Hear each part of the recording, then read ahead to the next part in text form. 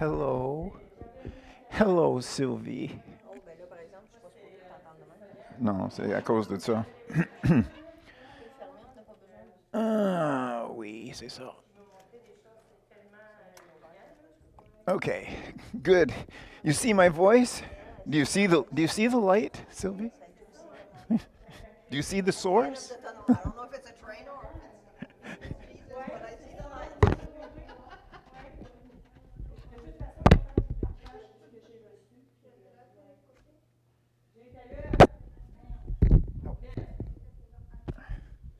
Dieu est à l'œuvre. Oh que oui! Oui, monsieur, vraiment tout ce qu'il fait. Good. C'est ça que je veux. Oh, bon matin! Comment ça va?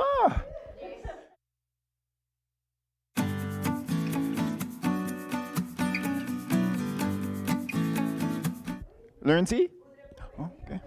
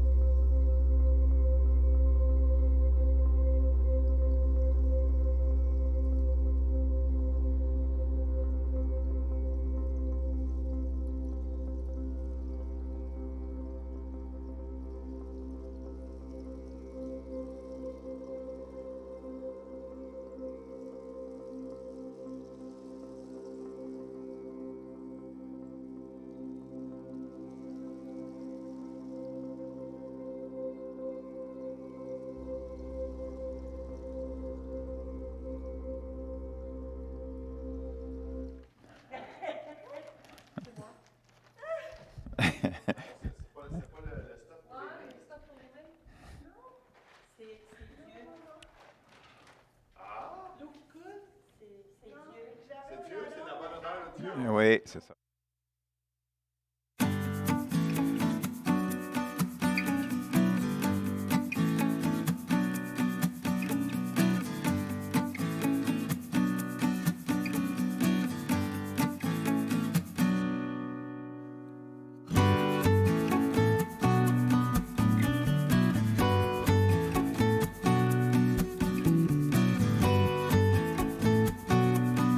Regardez, je pense pas qu'il y a rien de très nouveau dans les Écritures, mais on va essayer d'aller un petit plus profond.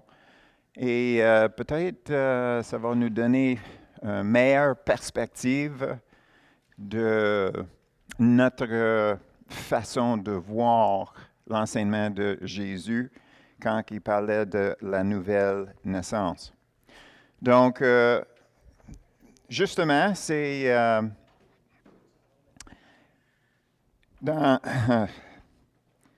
juste avant le chapitre 3, quand que Jésus parlait au monde, quand on arrive au chapitre 3, Jésus connaissait le monde. Donc, ici, il arrive quelqu'un bien reconnu. Donc, le verset 1. Mais il eut un homme d'entre les pharisiens nommé Nicodème, un chef des Juifs. Okay, premièrement, un chef des Juifs, ça parle il était membre d'un groupe qui s'appelait Sanhédrin. Sanhédrin, il avait le grand et le petit Sanhédrin. Le grand Sanhédrin composait 71 hommes et leur fonction, c'était de prendre les Écritures et avec les Écritures bibliques et le Talmud, d'enseigner le peuple selon ces Écritures, selon leurs interprétations des Écritures. Mais aussi, c'était comme un cours suprême. C'est eux autres qui jugeaient les cas s'ils ne pouvaient pas être réglés par le Sanhédrin, petit Sanhédrin. Le grand Sanhédrin, c'était situé à Jérusalem, mais dans d'autres villes, il y avait des petits Sanhédrins. Puis c'est toujours la même chose, c'est comme un cours, c'est pour régler les disputes. Mais qu'est-ce qui arrive aussi, c'est que le Sanhédrin représentait le peuple d'Israël avec le gouvernement romain. C'est eux autres ceux qui représentaient la nation d'Israël. Alors, à l'époque, il avait une population d'environ 2 millions qui demeuraient dans le pays d'Israël. Puis je prends ces chiffres-là selon un historien, Joséphus, qui parlait de la guerre entre Israël et Rome, où ce que Jérusalem était siégée par les forces romaines pendant 3 ans et demi à peu près, avant que l'armée romaine pouvait rentrer dans la ville de Jérusalem pour le capturer. C'est là où ce que le temple et la ville de Jérusalem étaient détruits. Donc, dans cette guerre-là, Joséphus nous dit qu'il avait à peu près 1,1 million de personnes qui ont perdu leur vie. Puis il avait 900 000 ou bien 0,9 millions de captifs qui étaient déportés. Donc, on arrive avec un chiffre d'environ 2 millions, une trentaine d'années après Jésus. Donc, nous avons 71 personnes qui était comme chef dans la nation d'Israël à l'époque, qui était d'abord à peu près la grandeur de la ville de Montréal. Comme ça, si on prend le maire puis le conseil et tout de, mettons, Montréal, on aurait une idée comment que politiquement le Sanhédrin fonctionnait, plus le fait que eux autres, c'était le dernier mot selon la loi, il était un cour suprême. Et dans les autres villes, les petits Sanhédrins composaient 21 personnes qui essayaient de régler les disputes dans les places un peu plus petites. Donc, quand on voit que Nicodème était un chef des Juifs, ça veut dire qu'il était membre du grand Sanhédrin. Il était haut placé dans la nation, premièrement. Deuxièmement, le fait qu'il s'appelle Nicodème, ça démontre qu'il était porté vers le grec. Parce qu'à l'époque, les Juifs, quand ils avaient des enfants, les garçons, ils donnaient deux noms, un nom juif puis un nom grec. Habituellement, les Juifs qui étaient comme fiers d'eux-mêmes, ils portaient leur nom juif. Mais le fait qu'ici, c'est présenté comme Nicodème, c'est un indice que probablement il lisait les Écritures dans le Septuagint, qui était une traduction de l'hébreu en grec qui a commencé environ 200 ans avant Jésus. Donc, c'était recherché pendant des décennies, puis des décennies pour être sûr que la traduction était précise. Donc, le fait que son nom est mentionné ici comme Nicodème, c'est un indice qu'il était assez haut placé que personne obstinait avec lui le fait qu'il suivait les Écritures dans le grec. Donc, nous avons une idée que ça, c'est un homme éduqué, raffiné, haut placé. OK? Alors, dans le verset 2, il dit qu'il vient, lui, auprès de Jésus de nuit et lui dit, « Rabbi, nous savons que tu es un docteur venu de Dieu, car personne ne peut faire ces miracles que tu fais si Dieu n'est avec lui. » Le moment qu'il avait dit « Rabbi » à Jésus, c'est un indice de l'énorme respect que pas juste lui, mais le Sanhédrin avait pour Jésus. Parce que Rabbi, ce n'est pas comme un enseignant ici. Rabbi, ça veut dire personne d'honneur respectée par ta connaissance des Écritures et la loi. Donc, tu es en train de dire, Monsieur Jésus, OK? Donc, il avait déjà un grand respect. Pas juste lui, parce qu'il dit, Rabbi, nous, pas je, nous.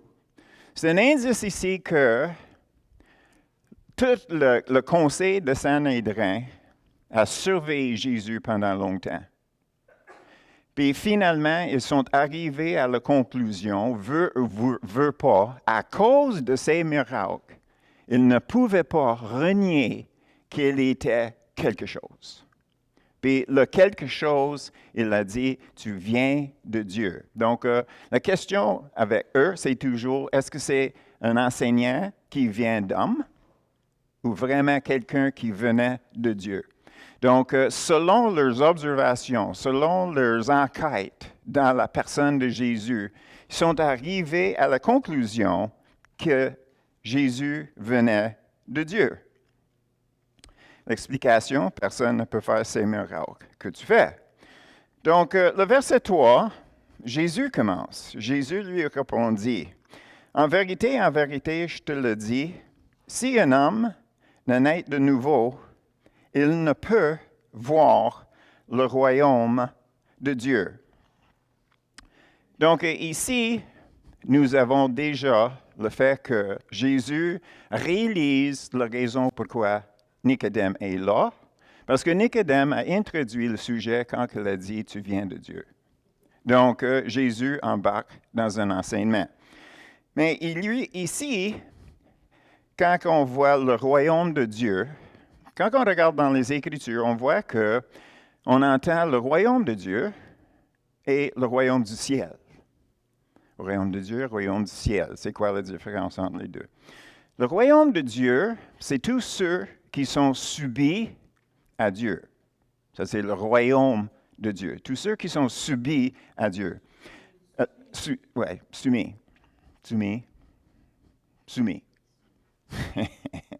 Merci Claude pour m'avoir aidé en ce point-là.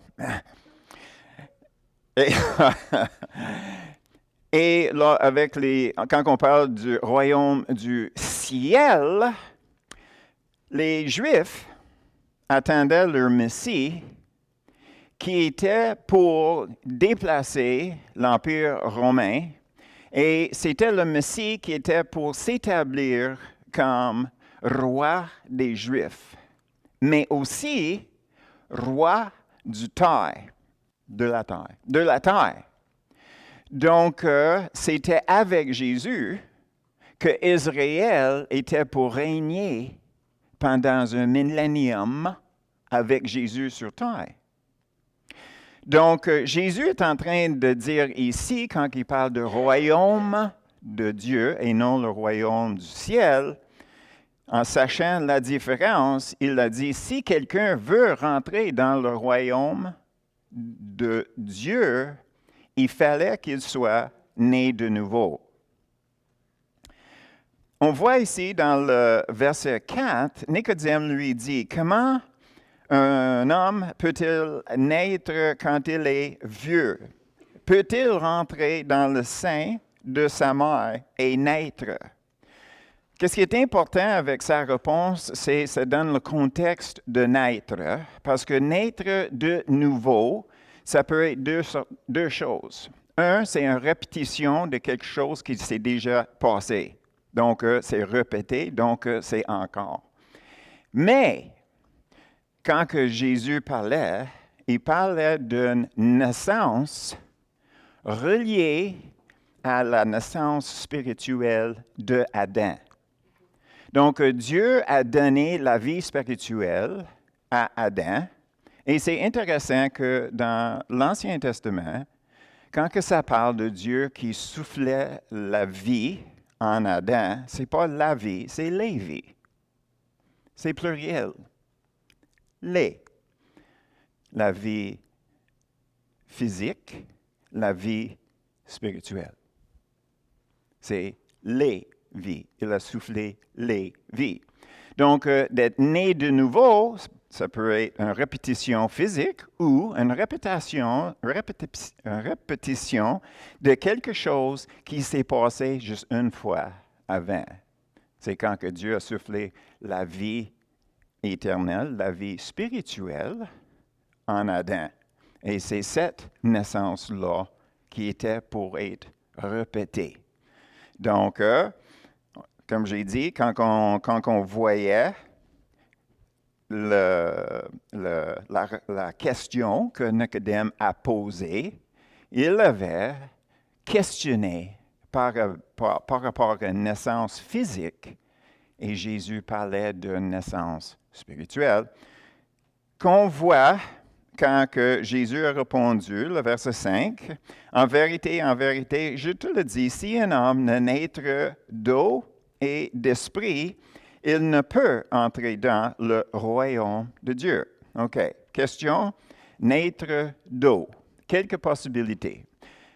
Ça peut être le fait qu'un bébé grandit dans le ventre de sa mère dans un sac rempli de liquide qu'on appelle eau. Donc, naissance naturelle. Ça peut être, il y en a ceux qui disent que cette eau-là parle d'une eau de baptême.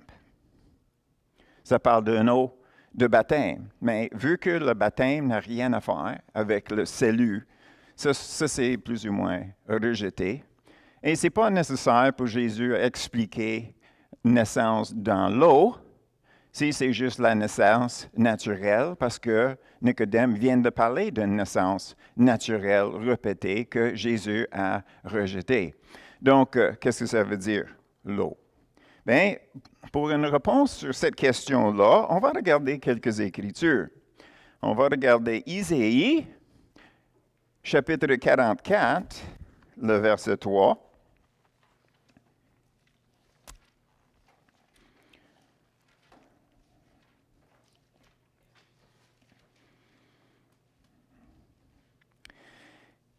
Et ça dit, « Car je répandrai des eaux sur le sol altère et des ruisseaux sur la terre desséchée.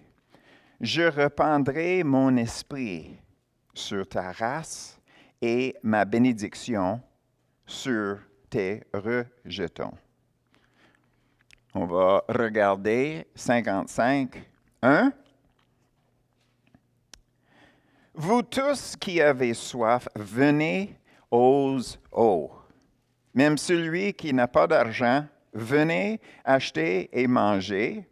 Ça nous fait penser de l'Apocalypse. Venez acheter du vin et du lait sans argent, sans rien payer. Et là, on retourne dans le Nouveau Testament, c'est Jésus qui parle dans Jean 7, les versets 37 et 38. Le verset 37, « Le dernier jour, le grand jour de la fête, Jésus se tenait debout, s'écria, « Si quelqu'un a soif, qu'il vienne à moi et qu'il boive. Celui qui croit en moi, des fleuves d'eau vive couleront de son sein, comme dit l'Écriture. » Donc, nous avons une idée ici que l'eau parle du Saint-Esprit ou de l'Esprit. Pourquoi d'abord est-ce que c'est marqué né d'eau et d'esprit? Ça, c'est un peu confusant, mais dans le grec, le mot traduit et peut dire aussi même. Même. Donc, l'eau, même l'esprit. Deux pareils. Deux pareils. Ça peut être traduit comme même. De même.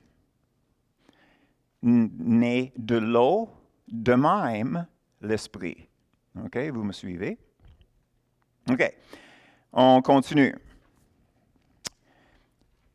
Ce qui est né de la chair est chair. Et ce qui est né de l'esprit est l'esprit. Ici, nous avons la chair, mais ce n'est pas juste la chair dans le sens, la chair physique. Ce n'est pas juste à dire, si tu es né physiquement, tu es physique. Non, c'est plus que ça. La chair ici parle de l'hommerie. Ça parle d'un être humain. Ça parle du fait que nous avons un corps physique, un âme et un esprit, et même une nature pécheresse. Donc, quelqu'un qui est né dans cet état, c'est de cet état. C'est établi.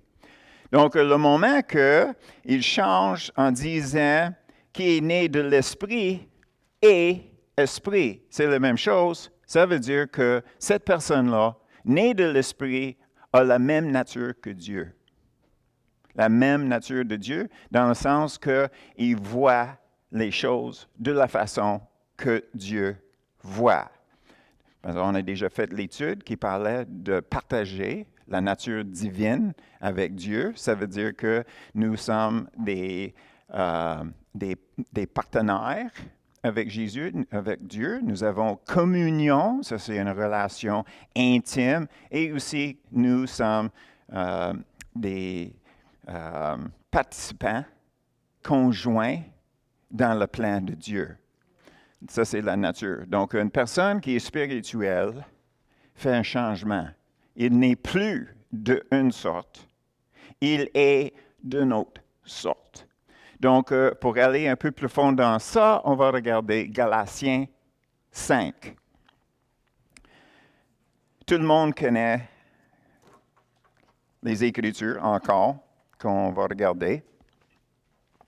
Mais il y a quelque chose qu'on va regarder qui est intéressant un peu.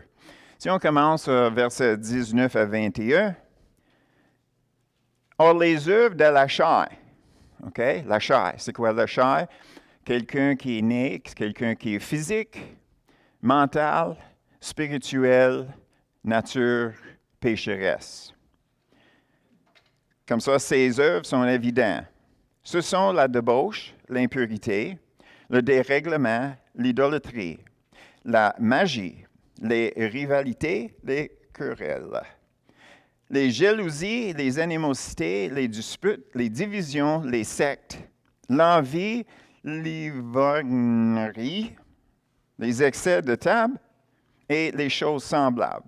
Je vous dis d'avance, comme je l'ai déjà dit, que ceux qui commettent de telles choses n'hériteront point le royaume de Dieu.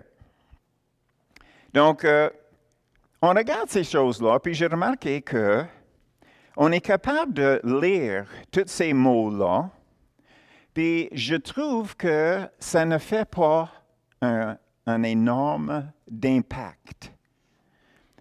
Ça ne fait pas un énorme impact. Si on lit dans les journaux qu'il y a un pédophile qui tue un enfant, on est complètement révolté, n'est-ce pas? Ça nous fait un punch. C'est en dedans de nous, il y a quelque chose qui tourne qu'on ne l'accepte pas. Donc, la question, pourquoi est-ce qu'on est capable de voir les choses qu'on vient de lire, puis ça ne fait pas le même impact? Et dans mes réflexions à moi personnellement, c'est parce qu'on le voit tout le temps sur la télévision, dans les émissions et dans les films. Nous sommes tellement bombardés avec toutes ces choses qui sont listées, tellement bombardés par ces choses-là que ce ne fait plus l'impact que ça devrait faire. Mais qu'est-ce qui fait un vrai impact? C'est le verset 22 et 23.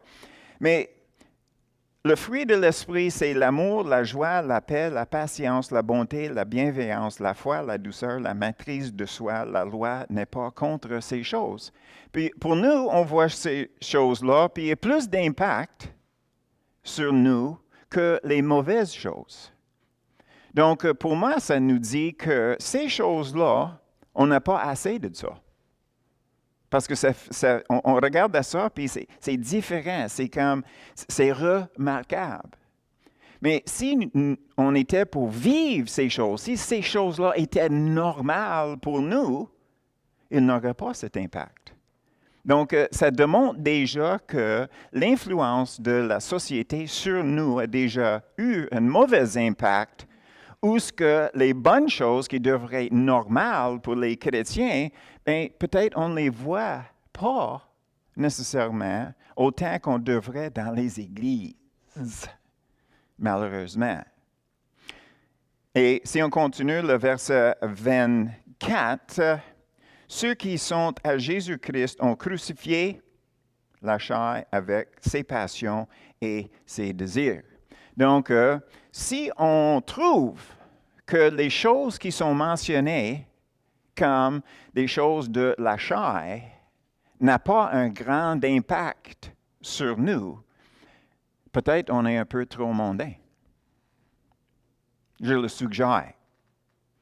Si on est bombardé parce qu'on regarde la télévision, le film qu'on regarde, ce n'est pas tous les films qui sont mauvais, ce n'est pas toutes les émissions de télévision qui sont mauvaises, ce n'est pas toute la musique qui est mauvaise. Mais si on était pour faire une comparaison, quelle émission est-ce que je regarderais au ciel rendu là s'il avait des émissions de télévision? Donc, si on ne le verrait pas là-bas, ben, on ne devrait pas le regarder ici. Parce que ça, c'est la norme pour nous.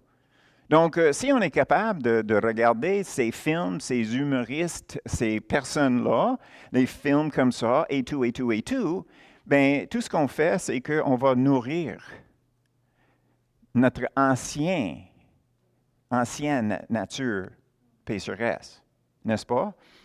Donc, ici, on voit que quand on parle des choses de la chair, peut-être on a plus charnel, je vais le dire entre guillemets, plus charnel qu'on pensait ou qu'on devrait être. Donc, qu'est-ce qu'on accepte?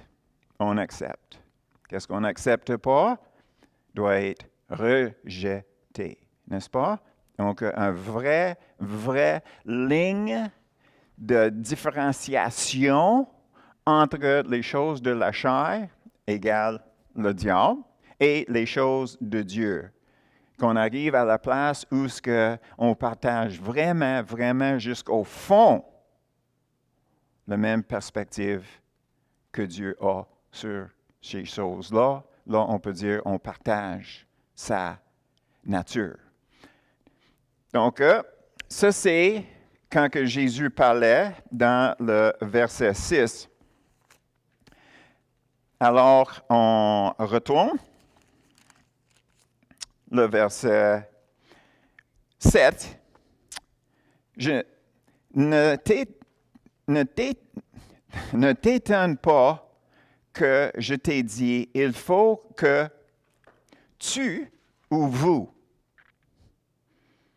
C'est vous encore. C'est pas tu. Donc, ça parle encore, pas juste de Nicodème, mais tout le groupe Sanhédrin, tout le conseil d'Israël.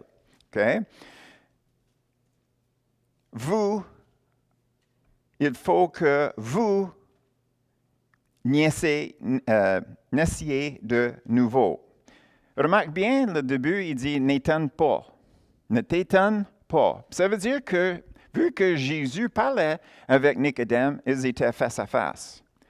Comme ça, c'est un indice ici que finalement, Jésus a commencé à remarquer qu'il y a quelque chose dans les yeux de Nicodème qui disait, tu sais, des questions. Avant, il n'avait aucune idée. Maintenant, il commence à avoir les questions. Puis Jésus dit, comment ça se fait, tu es étonné avec ça, là?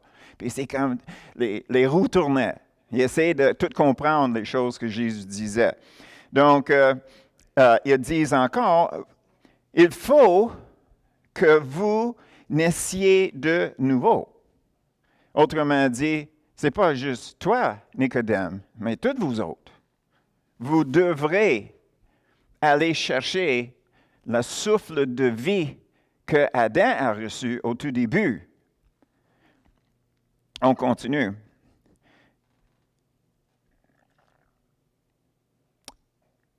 C'est aussi important à remarquer que dans le grec, quand que ça dit « il faut », ce n'est pas un commandement.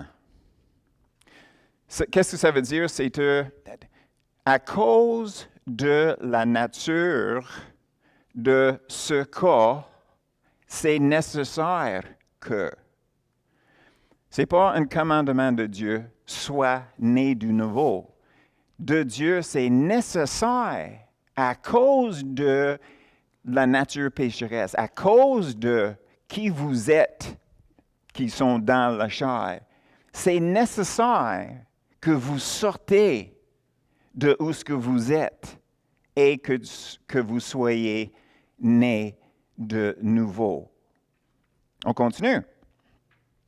Verset 8. Le vent souffle où il veut et tu en entends le bruit. Mais tu ne sais d'où il vient ni où il va. Il en est ainsi de tout homme qui est né de l'Esprit. Remarquez bien. Le vent souffle, on l'entend. Il y a une action par le vent qu'on remarque une action. On ne voit pas l'esprit parce que c'est invisible quand on ne voit pas le vent. Mais on entend le bruit, donc on devrait voir une manifestation de l'esprit pour ceux qui ont l'esprit qui demeure en eux. Aujourd'hui, on dirait qu'on ne voit pas les ondes, mais le téléphone fonctionne tout le temps. Donc, on ne voit pas les ondes, mais la preuve qu'ils sont là, c'est le fait que le portable, l'Internet, tout ce qui est sur ton téléphone fonctionne.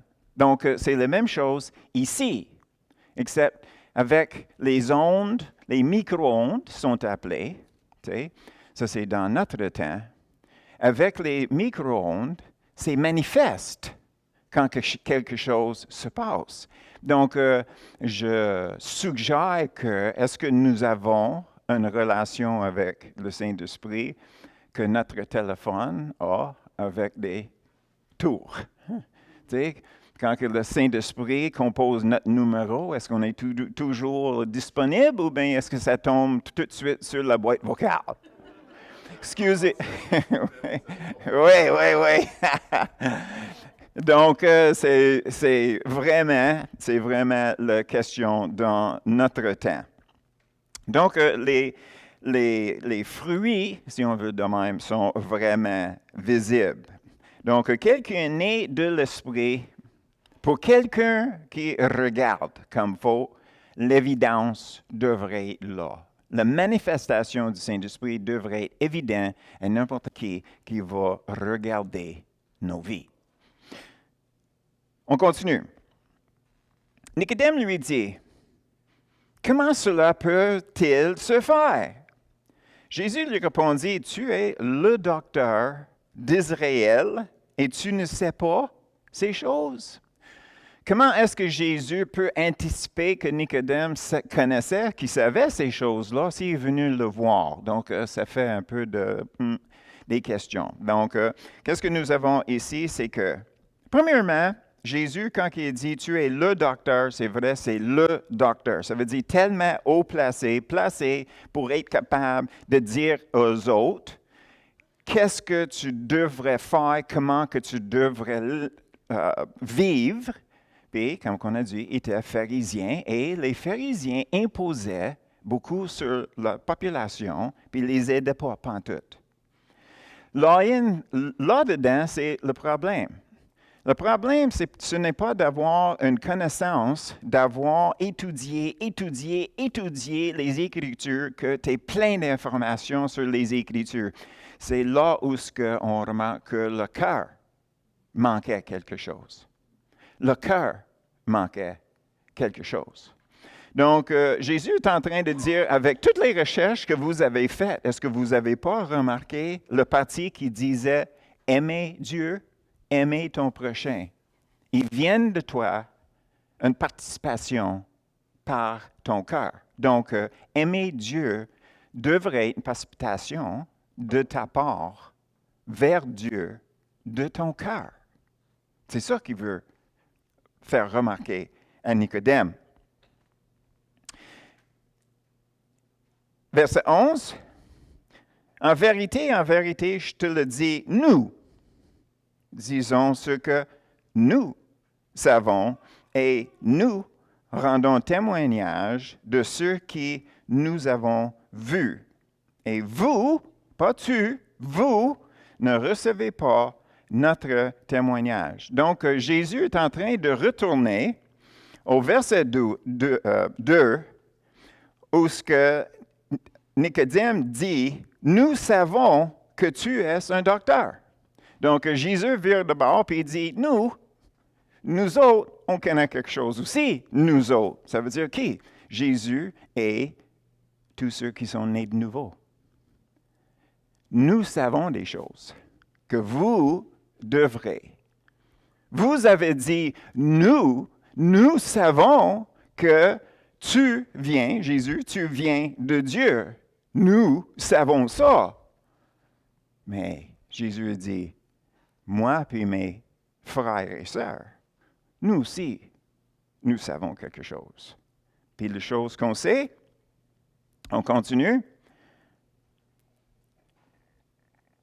Nous avons et nous rendons témoignage de ce que nous avons vu. Et il continue. Mais vous ne recevez pas notre témoignage.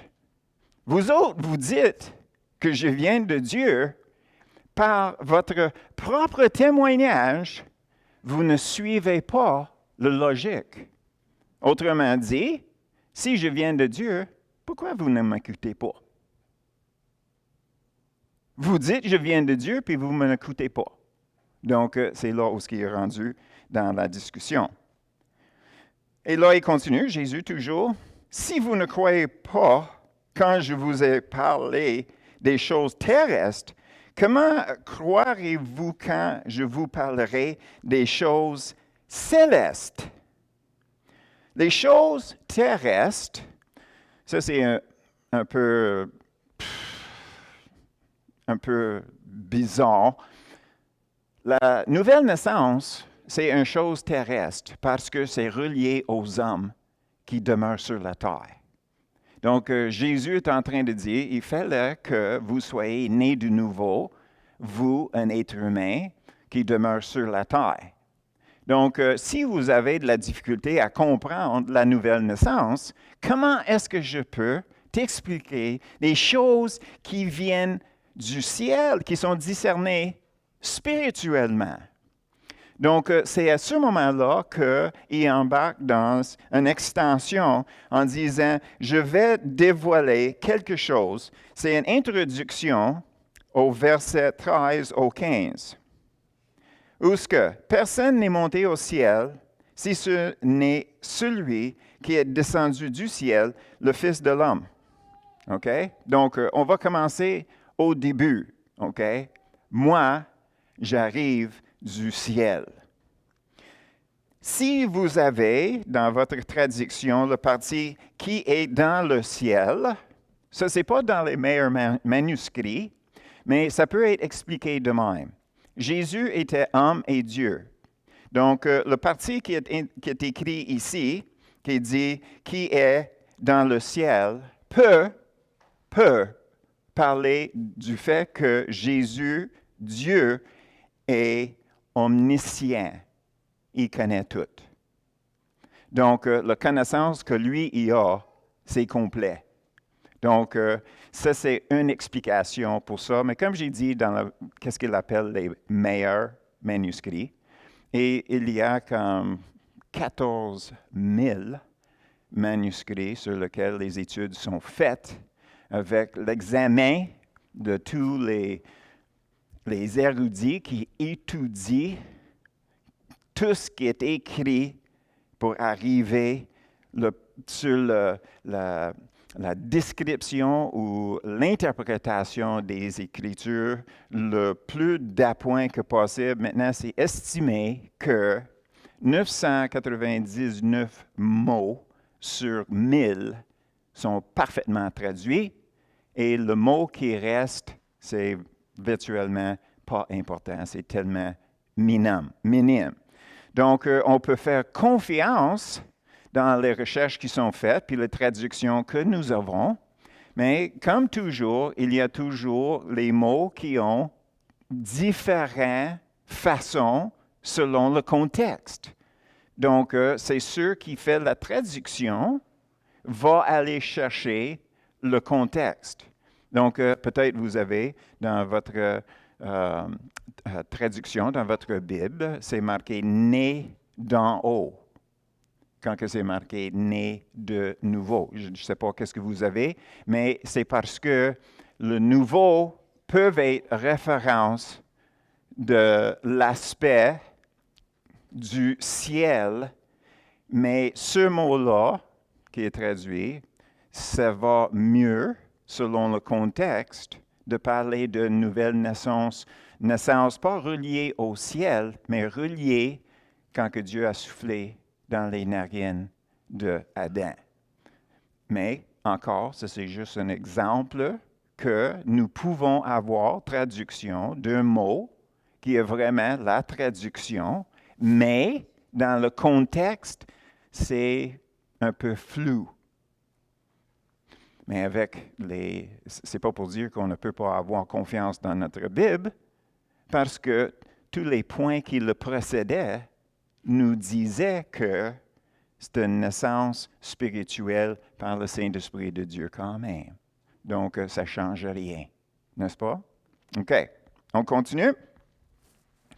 J'aime sortir les choses qui sont en question des fois. C'est aussi bien de discuter les choses comme ils sont. Et puis, ça, c'en est une. OK, on continue. Le verset 14.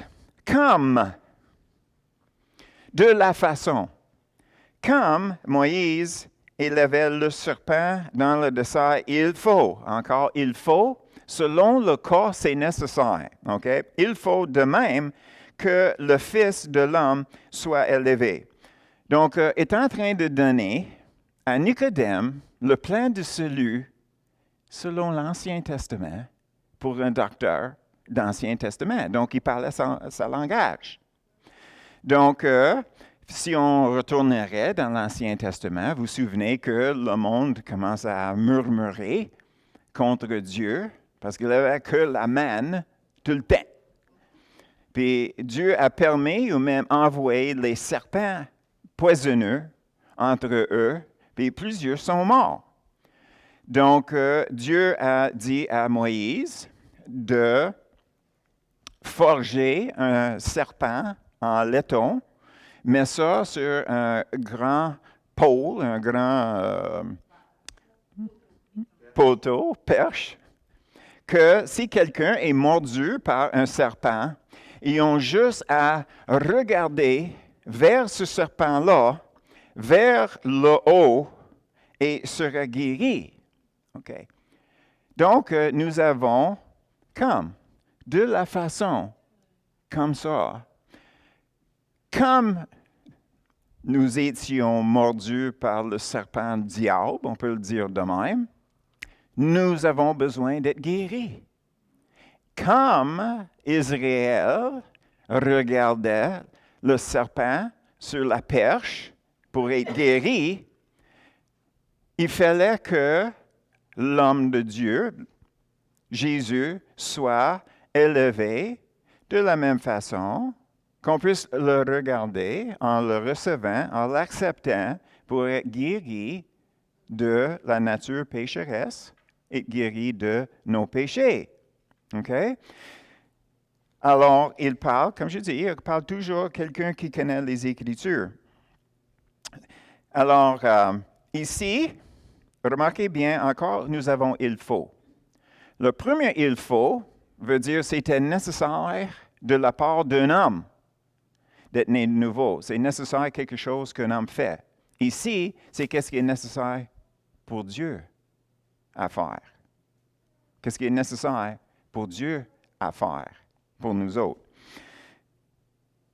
Et finalement, verset 15, « Afin que quiconque croit en lui ait la vie éternelle. » C'est là où la conversation avec Nicodème termine.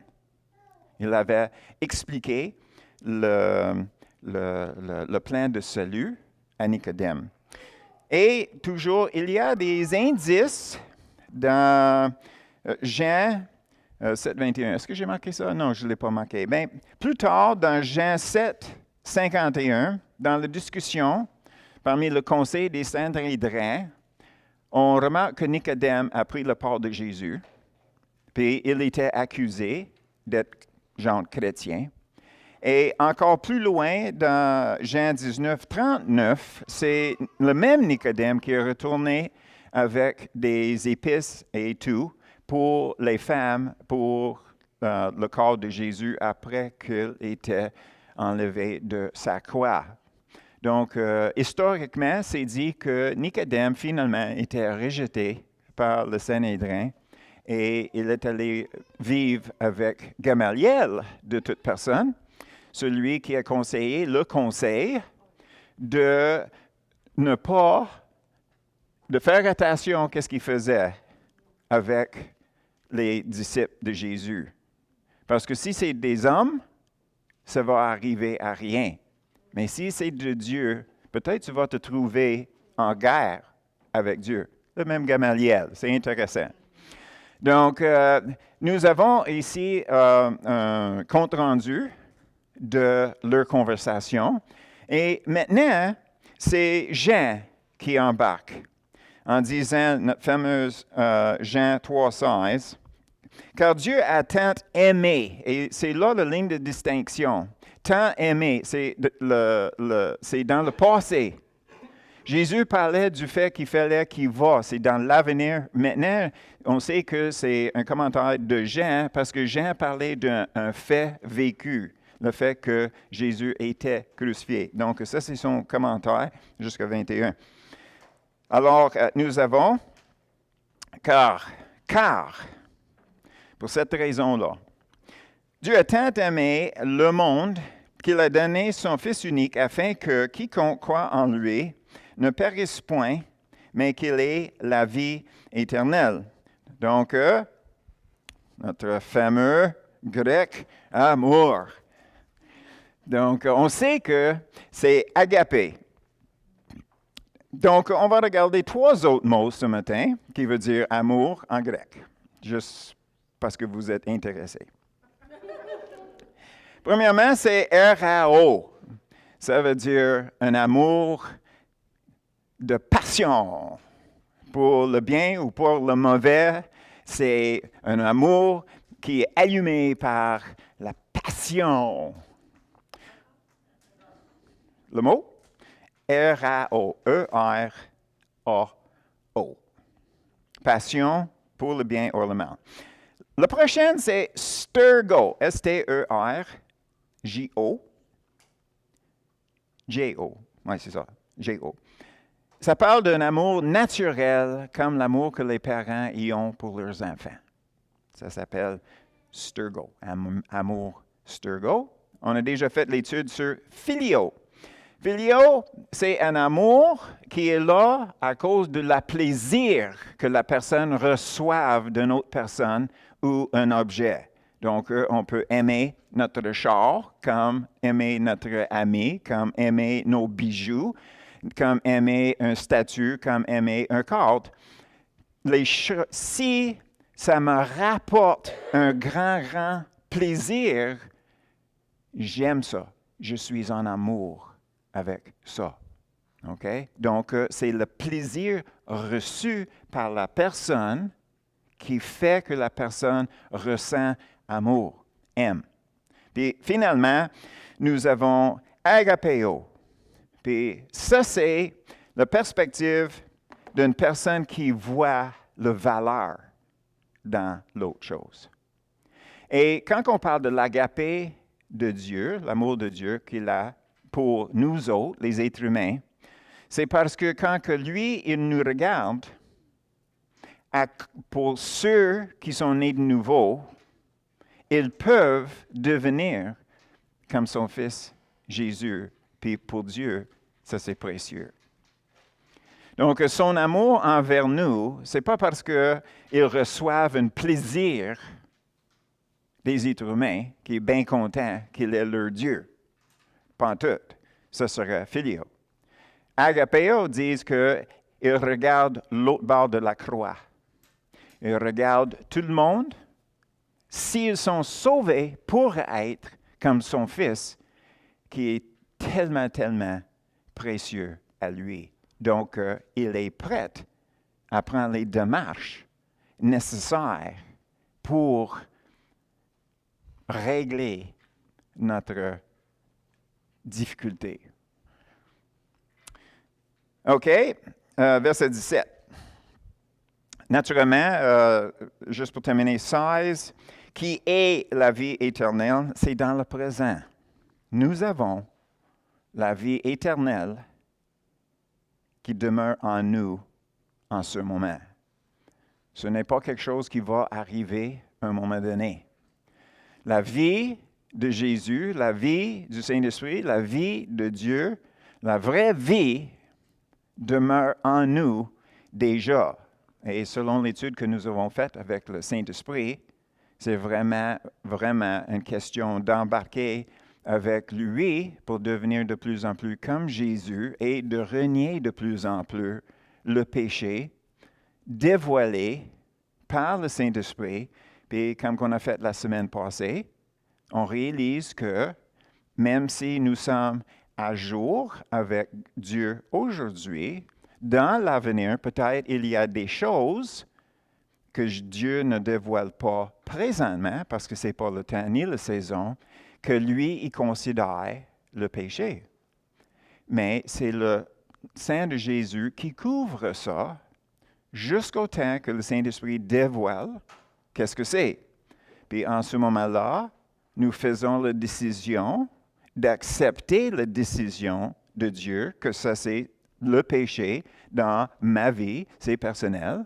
Donc, je dois admettre avec Dieu que c'est le péché, de demander pardon, de le renoncer et de dire jamais, jamais, jamais, jamais, je vais rembarquer dans ce péché-là selon l'aide que le Saint-Esprit me donne. Parce qu'il y a toujours un temps de transition, n'est-ce pas? Toujours un temps de transition. Donc, on fait nos efforts, mais ce n'est pas par nos efforts qu'on règle les choses de péché. C'est nous avec le Saint-Esprit. Donc, qu'est-ce qui arrive finalement? C'est qu'on met péché par-dessus péché. On sait que c'est péché, on admet que c'est péché, puis on le répète. Puis là, le Saint-Esprit arrive en disant, c'est le péché. Ben c'est toujours, ça m'arrive toujours. Non, c'est la première fois, parce que l'autre fois avant, on était pardonné. L'autre fois avant, on était pardonné. OK? Et j'ai donné l'exemple d'obstiner. OK? Si le Seigneur me dit que, je ne peux pas dire qu'il me l'avait dit, que pour moi, obstiner, c'est un péché. Donc, si je me trouve à embarquer dans un argument, c'est une surprise pour moi. Je ne l'ai pas fait par exprès, c'est une réaction. Donc, le péché est supposé d'être une surprise. Je n'ai pas décidé d'obstiner avec quelqu'un. C'était une surprise. Oh, excuse-moi, Seigneur. Je sais pour moi, obstiner, d'argumenter, c'est un péché. Donc, pardonne-moi, puis je ne le fais plus. OK? Est-ce que je suis pardonné? OK. Est-ce que c'est éliminé, effacé? Puis là, si ça m'arrive une deuxième fois, qu'est-ce que le Saint-Esprit va dire? Est-ce qu'on ne sait pas parler de ça? Ah, oui, c'est vrai. Pardonne-moi. Ça fait la deuxième fois. Non, ça fait la première fois. OK? Ça, c'est la grâce de Dieu et le sang de Jésus. OK? Donc, on ne veut pas mettre beaucoup de pression sur nous autres-mêmes qu'il fallait qu'on règle nos situations par nous-mêmes. C'est toujours avec, en partenariat avec le Saint-Esprit. OK? 17, Dieu, en effet, n'a pas envoyé son Fils dans le monde pour qu'il juge le monde, mais pour que le monde soit sauvé par lui. C'est parce que les Juifs voyaient le retour ou l'arrivée de leur Messie pour condamner le monde. Donc, Jean, ici, est en train de changer les bords en disant, Jésus n'est pas venu pour condamner le monde, mais pour sauver le monde. Puis l'idée est continuée.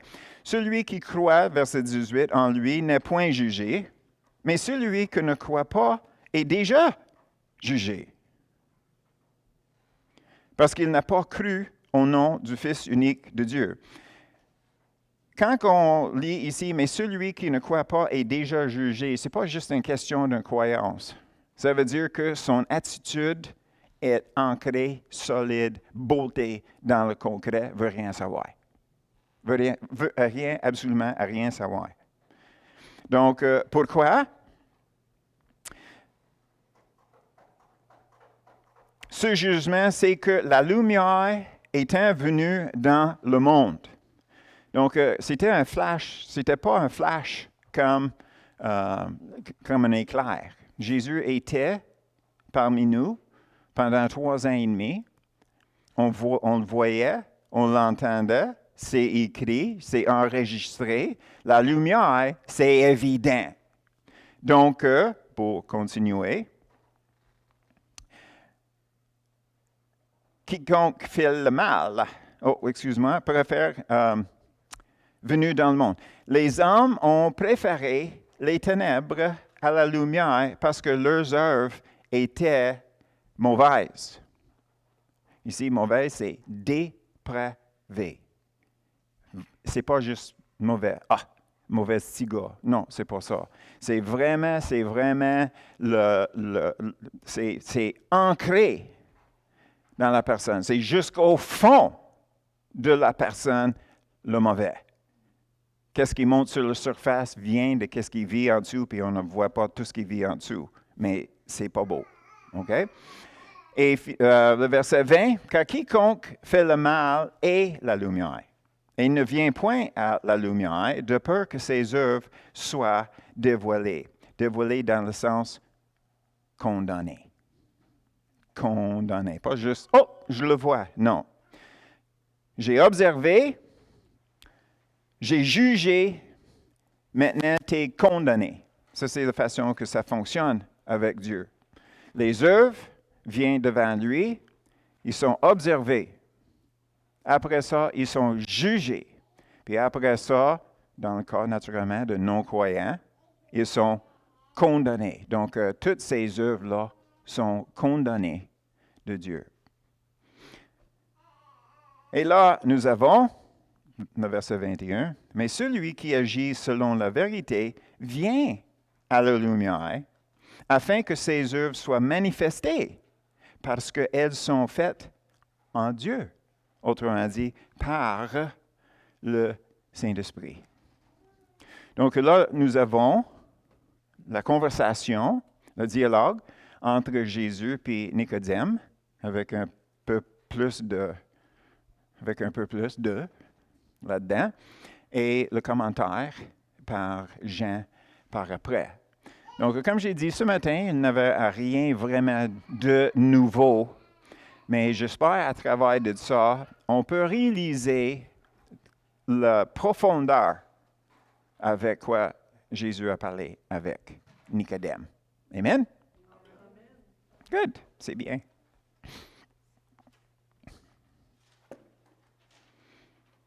Terminé, Sylvie? Oh. Est-ce que tu me regardes toujours?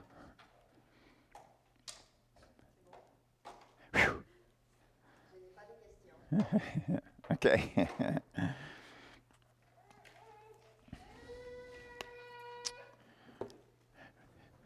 Ce n'est pas une étude sur les poissons, mais je pense qu'on est tous